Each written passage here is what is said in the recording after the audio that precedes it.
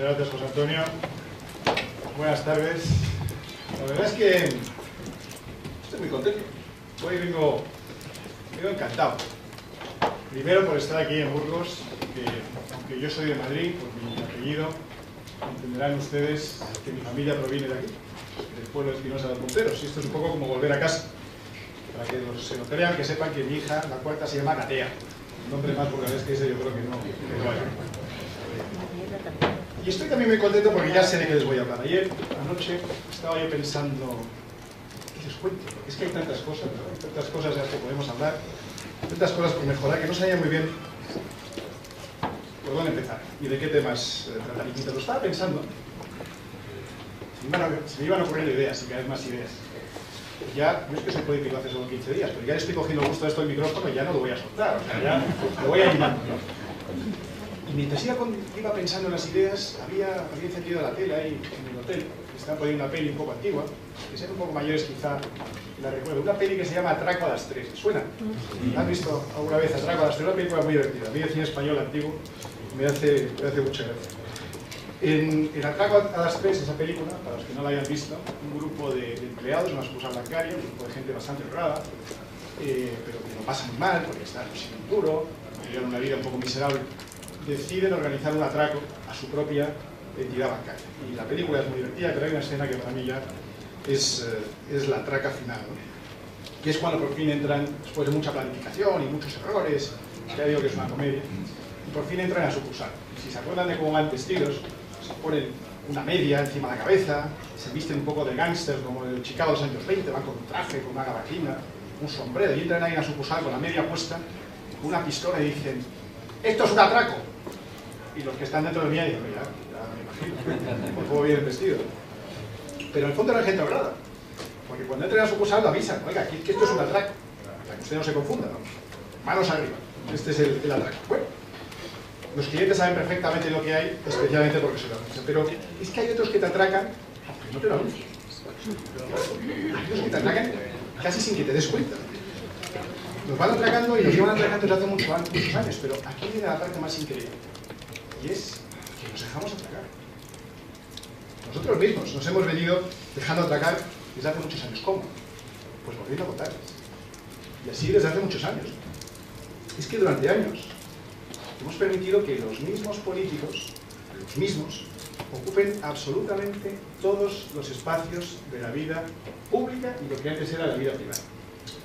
Lógicamente se les deja el espacio del poder legislativo, para eso son diputados y senadores, y luego se les deja el ejecutivo para que gobierne. Pero es que luego se toma también el judicial. Se empiezan repartiendo los puestos en el Consejo General del Poder Judicial. Luego se ponen a nombrar jueces a dedo con aquel cuarto turno. ¿Saben lo que es eso, no? Cualquier abogado un poquito experimentado que sea de la cuerda, ¡pam!, juez. Luego, esto del Tribunal Supremo, del Tribunal Constitucional, para enmendar la plana suprema. Claro, ellos van colocando ahí los suyos, por si acaso algún día, de casualidad, llegan alguna vez a ser juzgados al Constitucional. Se van cogiendo también el poder mediático. Yo no sé si se han dado cuenta que en los últimos 2 meses en España, no hablo de Rusia o de China, en España, los directores del periódico El País, El Mundo y La Vanguardia han cambiado. Justo a tiempo para las elecciones. Qué divertido, ¿no? Y justo cuando salía Vox, hay un cambio de director del periódico que parecía que nos iba a apoyar y de repente Vox desaparece. Es una cosa fantástica, ¿eh? O sea que van ganando cada vez más poder también el mediático. Pero es que también los agentes sociales, aquello que se ha llamado los agentes sociales, los sindicatos y la COE o las patronales, teóricamente representaban los intereses pues, de la gente a la que representaban, de los trabajadores, de los empresarios. Pero como ya pasan a depender del presupuesto general del Estado y se apuntan a esto de la formación, que es un chollete, pues ya son parte del propio sistema. Ya son, ellos mismos son los mismos, la misma casta. Por supuesto el poder económico. Porque claro, cuando más del 50%, o aproximadamente el 50% de toda la economía es el PIB, ¿no? Es la economía pública, controlando, resulta que las licitaciones, las contratas, las licencias, las concesiones, para casi cualquier cosa que uno quiera hacer, hace falta una concesión o una licencia. Yo no conozco casi ninguna empresa de tamaño medio o grande que no dependa en algo del Estado. Por lo tanto, elimina por completo cualquier atisbo de independencia de cualquier empresa mediana o grande. Y no digamos el poder financiero. Aquí se dice, no, la crisis bancaria y el rescate bancario. Oiga, ¿qué banco hemos rescatado? Pues yo banco de los de accionistas privados, no he visto que hayamos rescatado ninguno. He visto muchas cajas que hemos rescatado, muchas. ¿Las cajas quién las ha mandado? ¿Quién estaba ahí al frente de las cajas? Los políticos, ellos mismos. El 70% de las cajas que hemos intervenido, que ha intervenido el gobierno, estaba controlada por consejeros y presidentes del propio Partido Popular. Y durante todos estos años, durante muchos años, nos hemos ido dejando atracar en muchas otras cosas. Nos hemos reído del patriotismo durante muchos años, como si fuera una cosa prácticamente fascista. Y ahora nos preocupa el nacionalismo, ese nacionalismo que se lleva fraguando desde hace décadas, porque ellos no tienen ningún pudor en alimentar sus ideas. Y además con nuestro dinero y con nuestros instrumentos, con los instrumentos del Estado, que nos pertenecen a todos, no solo a aquellos que tienen sentimientos nacionalistas. ¿Qué instrumentos son esos? Pues ya sabéis, la educación, ¿no?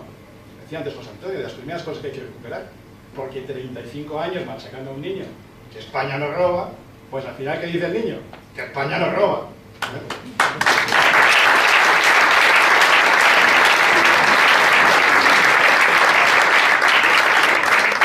La educación, por supuesto, pero también los medios de comunicación públicos, las televisiones, las radios autonómicas, son un instrumento en poder de los propios políticos, y en este caso de los nacionalistas.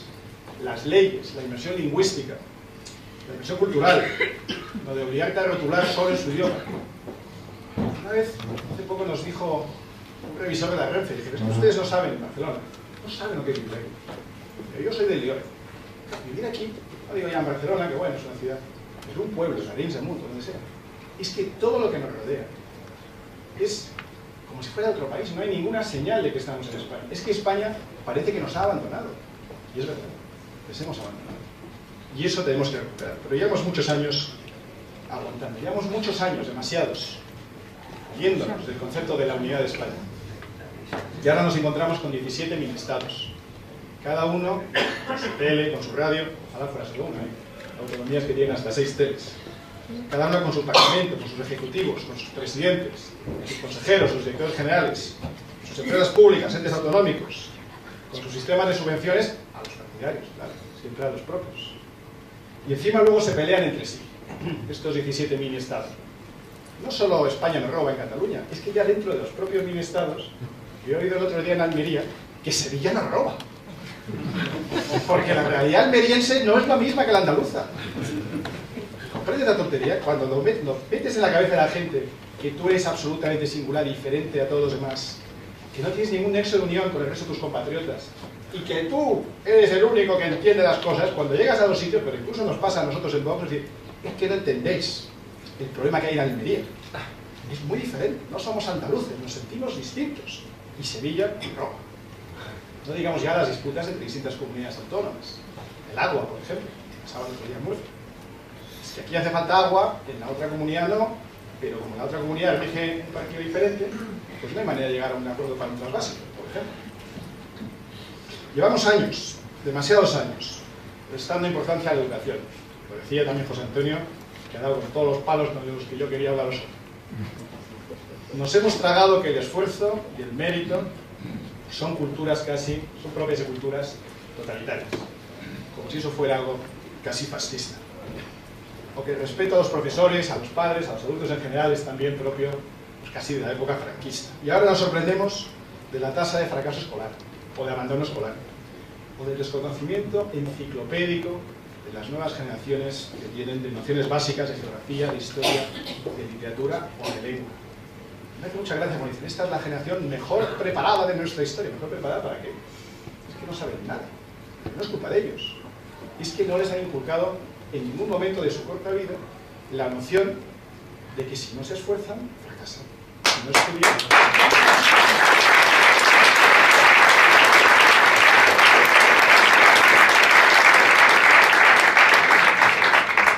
El que no estudia, ¿qué le pasa? Nada. No suspenden, no repiten, no hay consecuencias.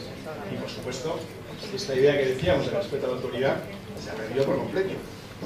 No hace falta que os recuerde en esta ciudad el respeto o la falta de respeto que se le tiene a la policía, por ejemplo. Como hay manifestaciones que hemos visto aquí, por supuesto en Madrid, a la policía se le agrede. Es que me parece insólito. Yo voy por la calle y veo un policía y me entra ya una sensación de respeto que en la vida se me ocurre agredir. No, pues esto les agrede y no pasa nada. El otro día yo vivo cerca del Bernabéu y veía unos tíos, 2 metros, uniformados, parecían Robocop. Con las sombreras, las gorras, los cascos y tal. Y yo, ¿qué pasa? No, es que hay aficionados que a veces nos pegan. Y digo, ¿cómo que os pegan? ¿Cómo os pegan? Sí, porque además uno te pega y el otro lo graba. Entonces, si contestas, sube a internet la parte de la que tú le pegas, pero no la parte de la que te ha pegado. Entonces, esto es para defendernos, no podemos atacar. Esto en el fondo. ¿Qué tipo de país hemos construido? Llevamos muchos años, demasiados, en los que se ha venido atacando, cuando menos ignorando, el valor y la importancia de la familia. De nuevo, José Antonio lo recordaba. Y ahora nos encontramos con una sociedad cada vez más desnortada, más solitaria, en vez de más solidaria, y con una pirámide poblacional invertida. No nacen niños, y perdemos población por primera vez en España desde la Guerra Civil. Ha habido muchos años, sobre todo desde finales de los 90, en los que hemos cubierto esa falta de población, la hemos enmascarado, esa falta de nacimientos, con inmigrantes que han venido aquí y han ido ocupando los sitios que no han ocupado los niños que no nacieron en los últimos 20 o 30 o 40 años. Pero ahora que ya no hay inmigración, nos encontramos ante el espejo de una sociedad en la que cada vez hay menos niños y cada vez más personas mayores. Ya esto no tiene que ver con la política, ni con ser de izquierda ni de derecha, esto es de sentido común. ¿Qué sociedad se puede permitir una pirámide poblacional en la que cada vez hay más niños? En Japón ya se venden más pañales de adultos que de niños. Fijaos qué dato. Ya no es una cuestión de quién va a pagar las pensiones, que es preocupante. Es una cuestión de qué tipo de sociedad queremos. Una sociedad en la que se ataca a la familia de manera constante, una sociedad en la que tener niños parece que de nuevo es casi de franquistas. Yo tengo 4, me miran por la calle. Buscan a ver si llevo un crucifijo o algo. Me dicen, eres loco. No, ¿por qué tengo 4 niños?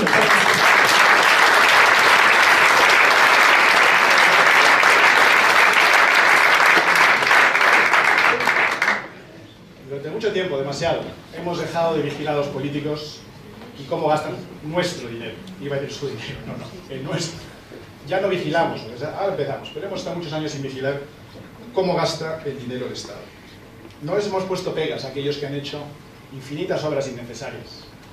No nos hemos quejado, al menos en el momento, a aquellos que han inaugurado aeropuertos peatonales, líneas de AVE que llevan a estaciones donde suben o bajan una docena de personas al día, o ya, el colmo, lo he visto esta semana, una línea de AVE que acaba por un muro, ¿eso lo habéis visto? Pero un túnel tapado. Eso ya es de traca total. Pero lo hemos permitido así durante muchos años. Y ahora nos sorprende encontrarnos con unos políticos que tienen una enfermedad que está diagnosticada, que es la adicción, pero la adicción al gasto. Claro, a gasto con vuestro dinero, no con el suyo. Con el suyo gastan muy poquito, pero con el nuestro gastan mucho. Llevan décadas desarrollando esta enfermedad, esta patología, y no la hemos corregido. Y ahora es muy difícil. Ahora seguimos este año, seguimos gastando más que el año pasado, y el pasado más que el anterior. Estos políticos nos han enterado de la crisis después del ajuste que han hecho a los pensionistas, después del ajuste que se han hecho a las familias. No conozco ninguna que no se haya ajustado el cinturón. Después del ajuste que han hecho las empresas, no conozco ninguna que no haya reducido su plantilla o su masa salarial en total. Después del ajuste que han hecho a los funcionarios, después del ajuste que ha hecho toda la sociedad civil en su conjunto, el gobierno gasta cada año más. Ellos no se han ajustado nada. Al revés, siguen gastando más. Y encima nos siguen subiendo los impuestos a los que les soportamos. Y cada año dicen, no, este año el déficit ha sido menor. O sea, el año pasado gastamos un 7% más de lo que ingresamos. Este año son un 6%, qué bien. Oiga, ¿qué hace usted gastando más de lo que ingresa todavía este año? Que llevamos ya 7 años de crisis. Ya ha dado tiempo usted a cometer una reforma profunda del Estado, para no seguir gastando más de lo que ingresa, como no hace ninguna familia en España.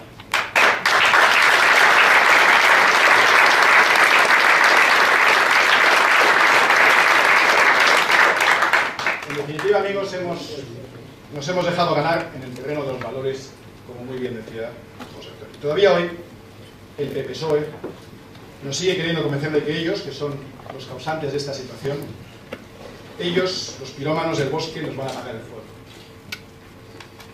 Los enfermos somos nosotros y les volvemos a votar. Porque eso ya sería una enfermedad parecida al adicto a las personas que le maltratan, que también está diagnosticada, también existe. Pero hay gente que les va a volver a votar. Ellos lo llaman el voto útil. No sé si será más bien el voto dúctil, para adaptarse a lo que ellos quieren. O mejor el voto útil para los de siempre. El voto útil para los políticos. No veo yo cómo puede ser útil para nosotros volver a votar a los que nos han traído de uno u otro bando a esta situación. Y yo es que ya me he cansado del atraco a las tres, o a los tres poderes, ejecutivo, legislativo y judicial. ¿Vosotros? Yo creo que somos muchos, ¿no? Yo creo que somos muchos los que ya estamos cansados y no nos vamos a conformar, no vamos a volver a votar a los atracadores.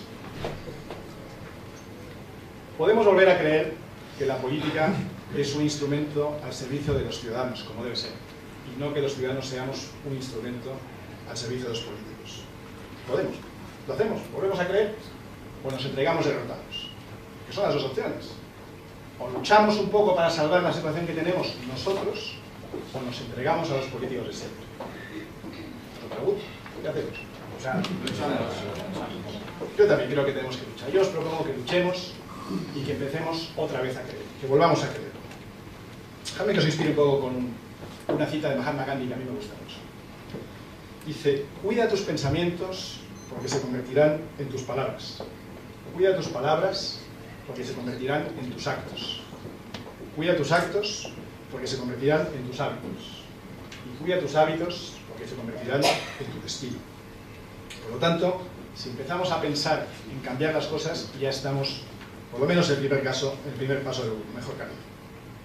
Yo os propongo hoy volver a creer, empezar a tener esos pensamientos que dice Gandhi, cuidar los pensamientos hacia algo positivo y constructivo, y volver a creer en España, sin complejos, defendiendo la unidad de nuestra nación, rindiendo honores a nuestra bandera, levantándonos al paso de nuestras fuerzas armadas.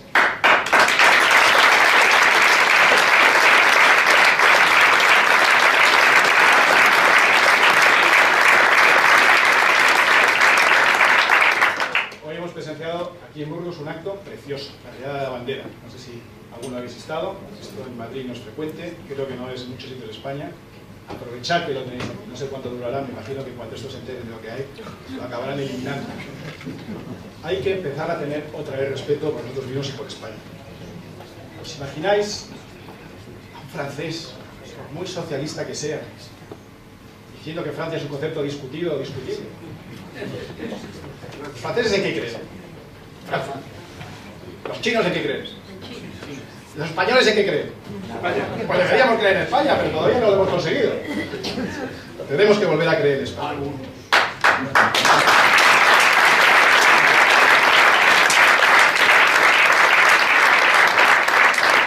Es nuestro primer caso, creer en España. Pero también tenemos que volver a creer en la democracia. En la democracia y en el Estado de Derecho. En que la ley se cumpla siempre. Cuando afecta a los políticos como cuando afecta a los ciudadanos. Decía antes que estoy muy contento de estar hoy en Burgos, aunque os diré que el último recuerdo que tengo es regular. Porque la última vez que vine, dejé el coche en un sitio, se me pasó la hora, me cascaron la multa.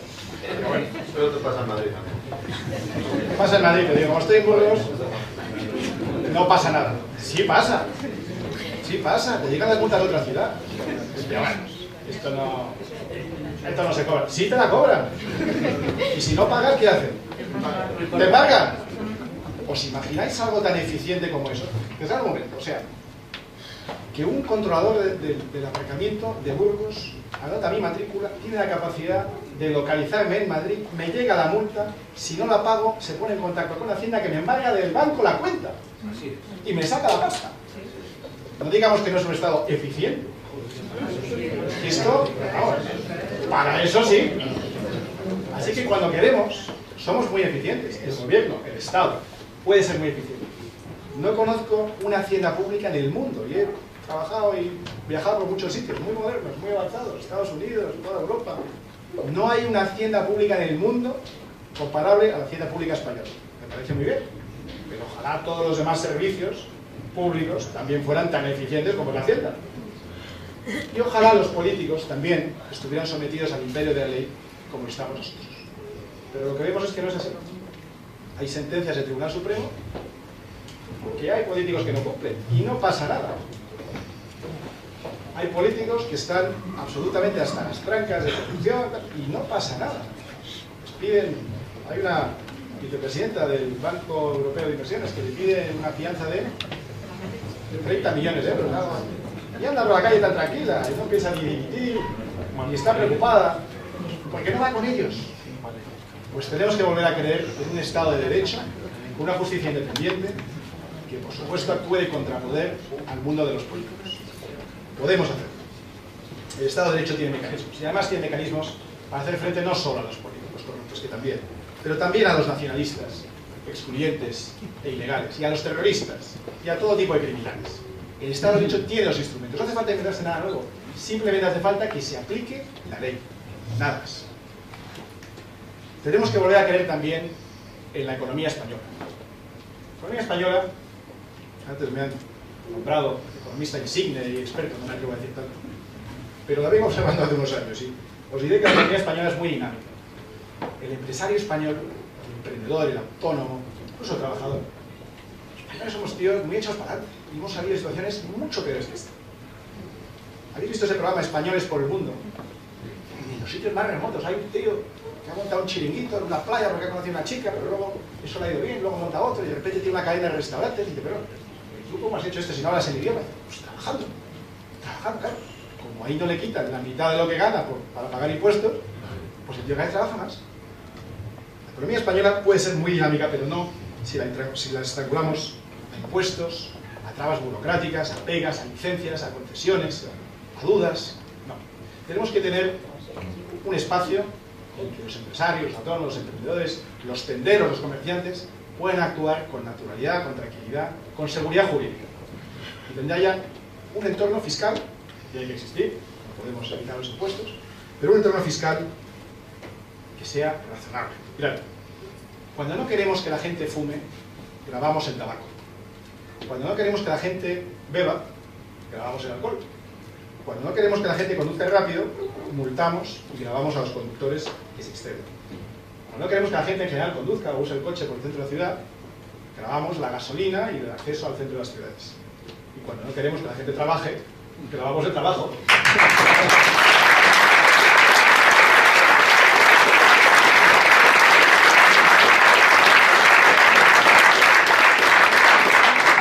Afortunadamente nada de lo que hoy tenemos es irreversible. Hemos perdido años muy valiosos. Para mí, desde el 11 de marzo de 2004 hasta hoy ha pasado una década perdida.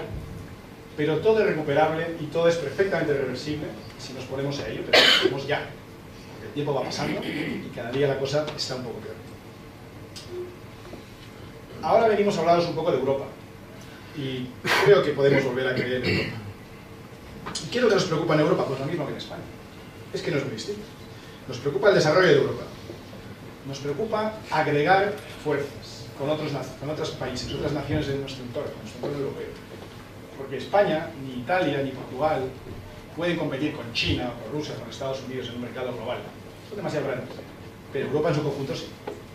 Si estamos unidos, si tenemos un mercado único, realmente eficiente, en el que todos aportemos aquello en lo que estamos especializados, Europa puede ser una potencia a nivel global que compita con los gigantes con los que estamos compitiendo todos los días. Pero para eso hace falta que desarrollemos el concepto de agregar en lugar del concepto de desagregar.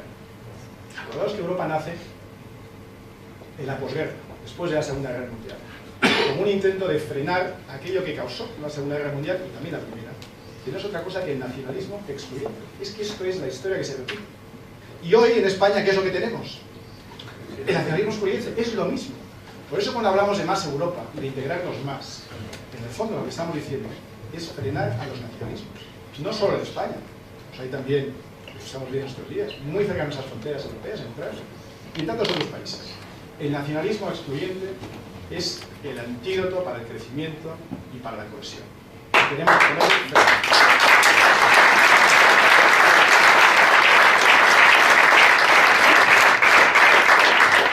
Vamos a proponer para Europa, además, política exterior única y firme, porque una potencia que no es capaz de presentar una sola idea o defender nada con vigor en el conjunto del escenario internacional es una potencia a la que se le falta el respeto.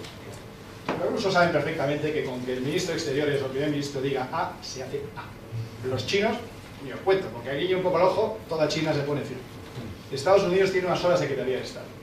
En Europa nos falta un vehículo de política exterior que todos seamos capaces de consolidar. Y no que haya 28 Estados miembros en los que con que uno le ponga un veto nos quedemos sin acción exterior. Eso nos debilita ante los demás países y ante las demás potencias. Por eso vamos a proponer una política exterior común en la que no haga falta la absoluta coincidencia de los 28 países, porque eso es imposible. Y si queremos ser algo del mundo, tenemos que presentar una cara. Segundo que nos preocupa de Europa, que digo que es lo mismo que nos preocupa en España, la regeneración democrática. Queremos partidos que se presenten, cuyos candidatos se hayan elegido por primarias. Sabéis que en Vox, que somos casi 4.000 afiliados, hemos permitido que cualquiera que quisiera se pudiera presentar a las primarias para las elecciones europeas. Se han presentado 82. 82. Fijaos si había ganas de presentarse. Han salido los que han salido, hay que tener la suerte de salir como número 2.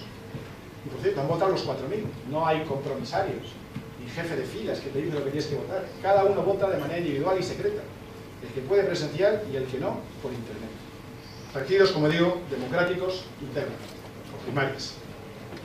Queremos que haya candidatos que hablen su idioma, y al menos uno más, comunitario. Es que son 28 Estados miembros, cada uno con su lengua. Y si lo que mandamos para allá son tíos que no hablan ni inglés, ni francés, ni ninguna otra lengua comunitaria, no digo ya en España, digo en los 28 Estados miembros. Y el gasto en traducción, el tiempo que se pierde, es irrecuperable. Proponemos que cada candidato de todas las listas de todos los países hable al menos un idioma más, aparte del suyo, uno de los idiomas comunitarios. Me da igual el que sea, pero al menos uno. Con esa regla, de los que se presentaron en España, me parece que quedarían 4 o 5 candidatos de todos los partidos. No quedarían más. Proponemos que los ciudadanos, en un ejercicio también de transparencia, puedan elegir a su presidente democráticamente. Y no que lo elija el Parlamento Europeo, que a su vez, esto me recuerda un poco a lo del franquismo, ¿no? Aquello de la democracia orgánica. Tú eliges a uno, que elige a uno, que al final elige a uno. Yo quiero elegir mi presidente. Yo quiero saber quién ha puesto ahí al presidente de la Unión Europea y que sea una figura reconocible. De nuevo, en el ámbito internacional, que se sepa que cuando el presidente de Estados Unidos se reúne con el presidente de Europa, el presidente de Europa tiene la misma importancia y tiene el mismo cariz democrático que el presidente de Estados Unidos. Y si hemos tenido un Tribunal Europeo de Derechos Humanos que nos ha enmendado la plana en materia penal, pues yo voy a pedir un Tribunal Europeo de lucha contra la corrupción para enmendar la plana a los políticos de Europa.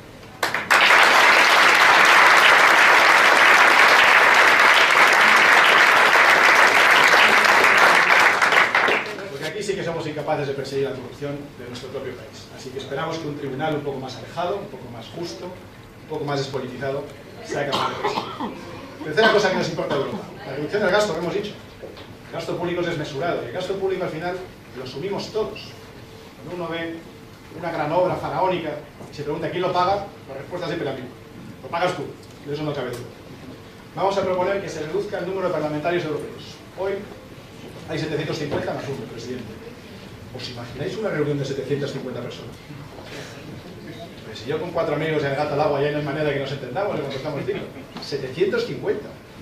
No tiene ningún sentido. Voy a proponer que todos los Estados miembros rebajen y dividan por 2 el número de parlamentarios que van para allá. Y eso, yo soy el número 2 en una lista donde nos dan las encuestas 2 diputados, por lo cual yo me quedaría fuera.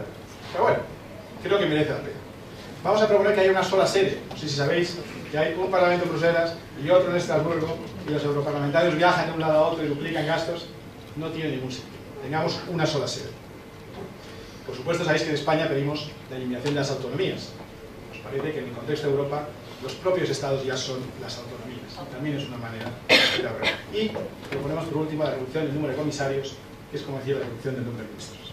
Y por supuesto pedimos y propugnaremos mejoras para los ciudadanos. No solo hablaremos de cosas que se quedan en el aire, sino que queremos propugnar la creación de empleo en un entorno competitivo, libre, con menos trabas. Garantizar las pensiones, creo que eso es muy importante, pero reformando el sistema, porque tal y como está hoy, habrá gente que os mienta, pero nosotros hemos venido aquí a decir la verdad.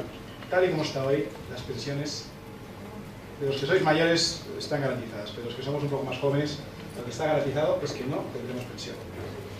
Garantizado. Promover el desarrollo regional por especializaciones. Cada zona de Europa, cada zona de España tiene algo que hacer bien. Busquemos una manera de que esas zonas, especialmente las alejadas de las grandes urbes, tengan también su manera de contribuir a la economía europea y crezcan y se desarrollen y generen empleo y no desaparezcan los jóvenes de las ciudades secundarias o las ciudades más pequeñas. Y por último, un potente impulso a la educación de los niños y a la formación de los jóvenes y de los trabajadores. En el fondo, y ya voy acabando, porque sé que queréis escuchar a Santiago.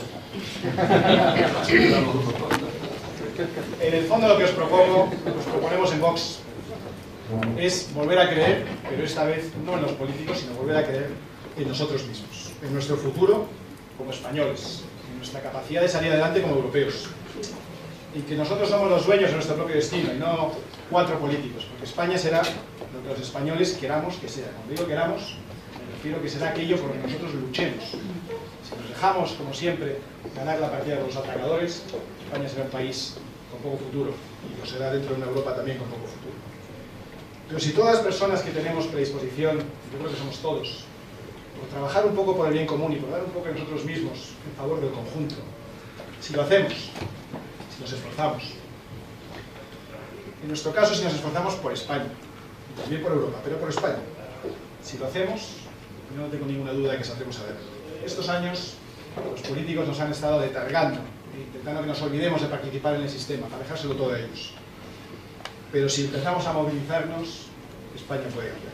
Así que yo os propongo hoy que nos despojemos del conformismo en el que hemos estado sumidos los últimos años, que nos olvidemos del mal menor, que seamos ambiciosos de nuevo, que tengamos altas miras y altas expectativas de nosotros mismos como españoles y que volvamos a creer en nosotros, como individuos, como familias, como burgaleses, como españoles y como europeos. Si nos entregamos con pasión a esta labor, nadie nos podrá arrebatar el resultado, porque lo que hacemos solo por nosotros mismos muere con nosotros, pero lo que hacemos por los demás, por España, permanece siempre. Muchas gracias.